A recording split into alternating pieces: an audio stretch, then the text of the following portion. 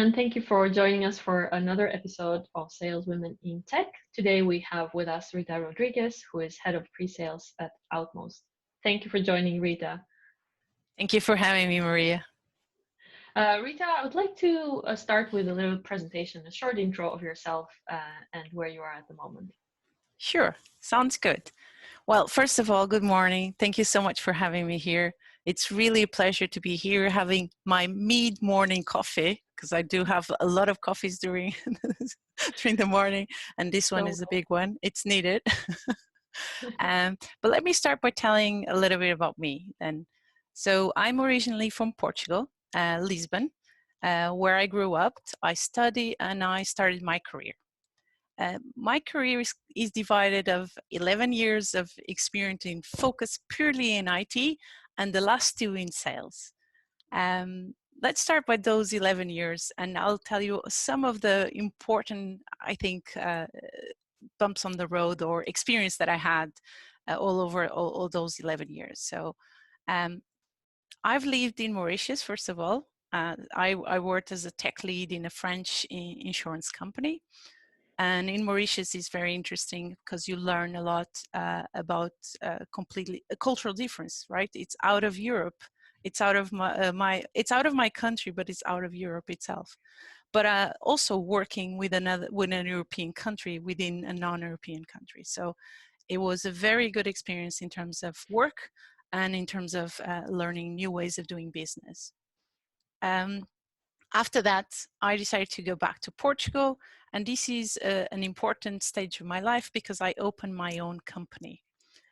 Interesting enough, that French company that I work in Mauritius was my first customer. So again, creating these good relationships and learning with them, it was key for me. So they become my first company, and of course, in that moment, it was an easy sale, right? I had the relationship already done with the customer. But along the way, with my own company, this is where I really first became in touch with sales in my career.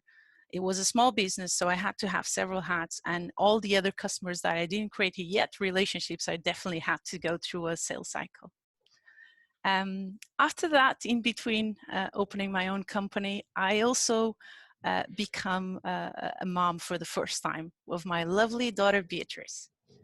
It was a good experience. At the time I remember saying that I have a daughter and a son.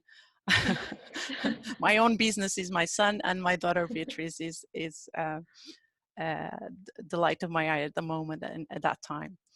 So after 3 years of success in my own company, the economical crisis came into Portugal. So again, that made me change and search for new challenge and again, close my company. Well, I decided to leave Portugal again. I decided to go to the south of France this time. I joined Amadeus as an IT consultant. Again, learning about cultural difference and different ways of working and business, and having a bit of experience of being a contingent worker, which will help me today, and I'll explain why. So after this great experience within France, I end up moving to Ireland, where I've been living for the last 5 years and a half, and where I had my second lovely daughter, Eva. She was born here in Ireland, and she's now 5. And this is where I kind of shift my career as well to a pure tech role to sales. So Ireland was where I made my mind into moving to sales. But well, the result of my journey today is that I'm head of pre-sales in Atmost, and I'm a mom of 2 amazing daughters, and I'm super happy with my journey. And I really believe what I'm doing today in Netmost, being having this experience of being a contingent worker, an entrepreneur, and today I'm building software for contingent workers. I'm really, really happy for that. That's great, Rita. Thank you so much for sharing that, Rita. I mean, it's very interesting to see how your background has brought you where you are today.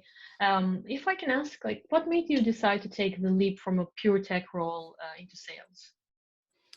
That's a good question. Well, I kind of give already some tips on the way, but in all my roles in IT, a senior developer, an IT consultant, a tech lead, an architect, one of the things I really loved was to build solutions to solve problems for users, for customers.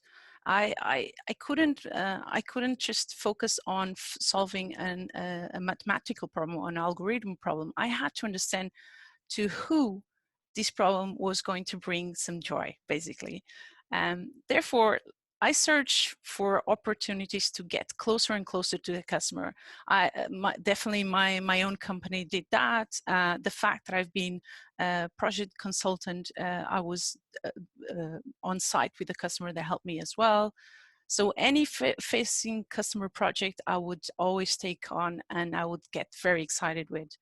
So eventually it struck me. I really wanted to be part of the cycle before the customer being acquired. I really wanted to understand, the way the business is done, the cultural difference, the customer itself and its problems. So this was always present on my career. So where I Thank you could for talk with customers and understand better their business, why they're doing this, and together, finally, we could define a solution. That was where it really struck me that I needed to change. that. Really describes my day-to-day life. Have you faced any challenges into making that change? Yes, I did. But I'll focus on the biggest one, and that biggest challenge was myself. So it took me a while to believe I could transition from a pure tech role to a role in sales. So I'm a techie from my heart, but as I mentioned already, I love the customer facing. But there was two main reasons for that disbelief. So the first reason is I had a successful career. I was recognized by my peers. I was talking with my manager about promotion to the next level. There was nothing there that would make me say, I need a change or I actually am in the wrong place. So the only thing that I noticed is I was not easily motivated anymore and I was not happy. And also I knew that I wanted to go to, again, to that sales side of things. But every time I would go and read a description of a solution architect in pre-sales, I would just not fulfill all the requested criteria. So I would just back up and say, no, I can't do this. Well, eventually I knew I had to move. I had to challenge myself. I had to push me believe that I can do it. And I know if I believe in it, I will definitely make others believe in me. So I did that. Eventually, I officially started my sales experience as a solution architect. Um, and interesting enough, that change again gave me the opportunity that I am today. But also my background in IT. So I'm in head of pre-sales in Utmost because of a strong combination of a successful career in IT, in particular in Ireland, where I created great professional relationships, and the courage to move to pre-sales. So I'm definitely totally, truly happy today. And it's a good moment of my career because I believe in myself, but I also believe what I'm doing with Utmost. That's great to hear. And I can definitely relate, and I'm sure many of our listeners are going to relate to reading some job applications where you don't uh, check all the boxes and hesitating Exactly. to actually apply for it. So it's great to hear that believing in yourself and just going for it is what you should do. Can I ask you, Rita, have you had any female mentors or role models that supported you to get where you are today? Oh, yes. So the first one I want to mention is my mom. She was the first woman in a bank in Portugal to get a position that required a degree. So there was women working for that bank, but none of them would have a degree, and she was the first. And she's just a great role model for me and my daughters. So if I am strong a believer in my own career and my professional life is thanks to my mom. So I really appreciate that. Um, Excellent. in my career in IT, I had to confess, I had less female mentors, but I always had the few female peers that presented into my career. They were just great role models. And it was such a pleasure to work with strong women like that. And today in Atmos, I think I'm more lucky because I'm really surrounded by great female role models, and they are great mentors as well. That's great to hear. Well, Rita, taking into consideration your journey, is there something that you're doing in your current role and company to mentor other women? Well, it's still early days. I started with a small initiative. We created I started a group Slack in Atmos to bring us close together. Well, first of all, because we are in different locations. So in Dublin, we have myself, we have Shona in finance and operations, we have Trisha, who is a software engineer, we have Varda in the SDR, and then in Canada, we'll have Susan in sales, Florida will have Nia in marketing, and California will have Erica as client service and Alice in UX team. So we are spread across the globe. So we need to come together. So I started that Slack channel. But the interesting idea is not only I want us to be closer together, but we all have such different interesting backgrounds and experience that the idea of this group is for us to mentor each other and to learn with each other. So that's Great my to hear. small initiative for now. It's a great start. It can grow, it will grow bigger, I'm certain. And if I can have one more last question here, what one piece of advice would you offer women in tech sales, be it starting out in their careers or looking to advance to leadership roles?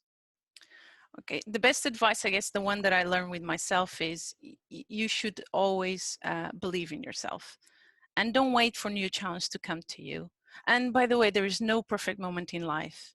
Look, I had to open my company and be a mom. I had to come to Ireland and be a mom again. So professional and personal life are always intertwined. But yes, that's it. Believe in yourself and always challenge yourself. And when an opportunity comes, just take it. That's what my piece of advice today.